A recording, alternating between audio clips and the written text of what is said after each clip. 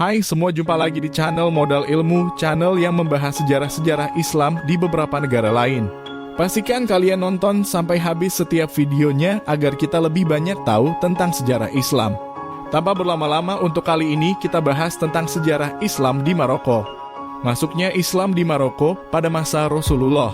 Berdakwah, kawasan benua Afrika yang mendapatkan dan mengenal ajaran Islam, barulah mereka yang hidup sekitar tanduk Afrika. Bila kita menengok bentuk benua Afrika di peta, maka akan kita temukan bentuk seperti tanduk yang berada berdekatan dengan Teluk Aden atau berseberangan dengan negara Yaman. Negara-negara tersebut meliputi Somalia, Djibouti, Ethiopia, Somaliland, dan Eritrea. Dakwah Islam barulah mencapai wilayah Afrika Utara saat masa Khulafaur Rasyidin. Bangsa Arab pada saat itu menyebut kawasan yang berada di wilayah tersebut dengan julukan Maghribi, yang berarti tempat terbenamnya matahari, dan meliputi Maroko, Tunisia, Aljazair, dan Libya. Sementara itu, bila dilacak kembali secara genetika, memang wilayah ini memiliki leluhur keturunan yang berasal dari orang Berber, Arab Iberyans, Yahudi, dan Afrika Sub-Sahara. Dimulai pada tahun 670 Masehi, Islam masuk ke wilayah tersebut melalui keberhasilan penaklukan yang dilakukan pasukan Bani Umayyah di bawah pimpinan Uqbah ibn Nafi. Berawal dari peristiwa inilah budaya dan ajaran Islam mulai berkembang pesat di Maroko. Sedangkan sebelumnya ajaran Kristen yang lebih mendominasi. Butuh waktu yang cukup lama untuk bangsa Arab di bawah kepemimpinan Bani Umayyah untuk bisa membaur dengan orang lokal Maroko.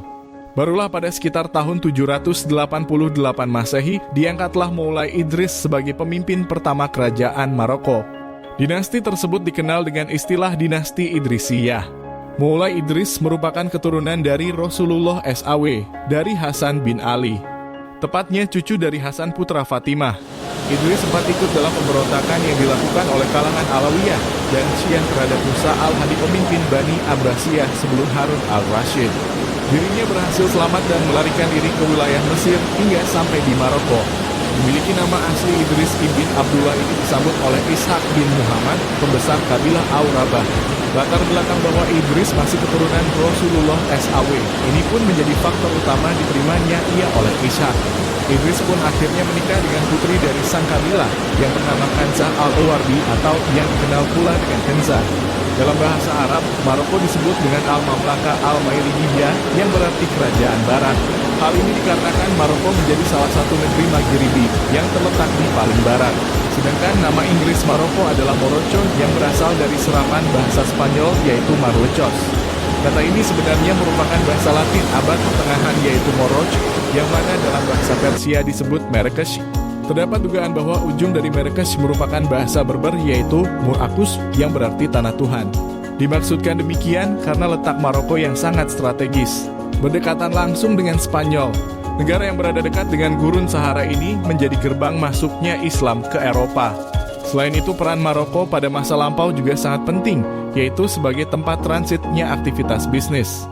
Perkembangan Islam di Maroko, gejolak Syiah dan Sunni, sayangnya dinasti pertama yang ada di Maroko tersebut merupakan penganut Syiah Alawi.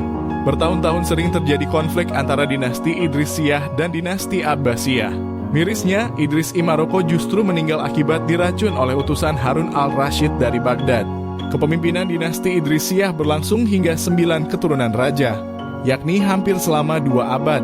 Dinasti ini mulai tumbang akibat adanya pemberontakan yang dilakukan oleh orang Berber. Kemudian dinasti ini digantikan oleh dinasti Fatimah yang berpegang pada Syiah Islamiyah. Setelah berhasil menggulingkan Yahya IV keturunan Idris I Maroko, dinasti Fatimah berkuasa hingga tahun 1171 Masehi.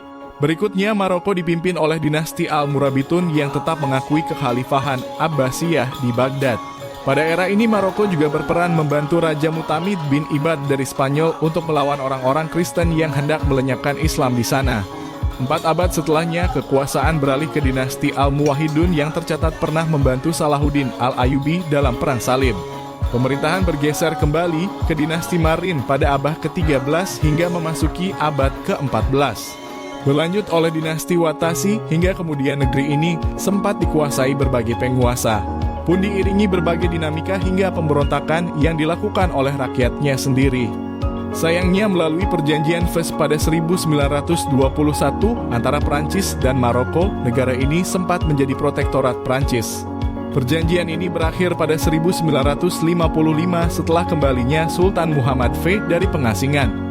Secara resmi, Maroko merdeka pada 2 Maret 1956.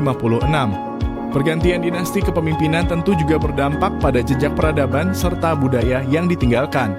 Terlepas dari hal itu, Islam di Maroko masih berusaha untuk menganut sebagaimana apa yang diajarkan oleh Rasulullah.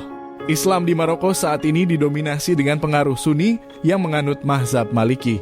Hukum pidana dan perdata yang diterapkan sudah memasuki babak modern meski tidak lepas dari pengaruh mazhab tersebut.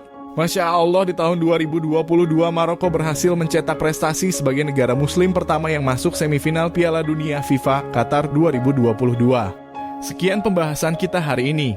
Untuk kalian yang udah nonton, jangan lupa like dan subscribe dan nyalakan lonceng agar kalian tidak ketinggalan informasi terkini dari channel Modal Ilmu. Terima kasih, selamat berjumpa kembali.